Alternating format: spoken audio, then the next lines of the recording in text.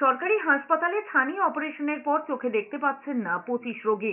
ঘটনাকে কেন্দ্র করে শোরগোল পড়ে গিয়েছে গার্ডেন রিচ এলাকায়। তড়িঘড়ি ওই রোগীদের কলকাতা মেডিকেল কলেজের রিজিওনাল ইনস্টিটিউট অফ অপথ্যালমোলজি বা RIO তে নিয়ে যাওয়া হয়েছে। কলকাতা পুরসভার 141 নম্বর ওয়ার্ডের গার্ডেন রিচ সুপার স্পেশালিটি হাসপাতালে ছানি অপারেশনের পর চোখে দেখতে না পাওয়ার অভিযোগ তুলেছেন 25 জন রোগীর পরিবার।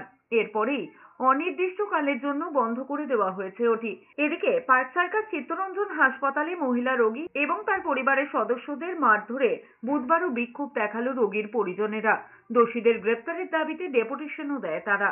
सर का कॉल आया कि आप अपने पेशेंट को लेकर जल्दी से घर आइए, मतलब हॉस्पिटल आइए।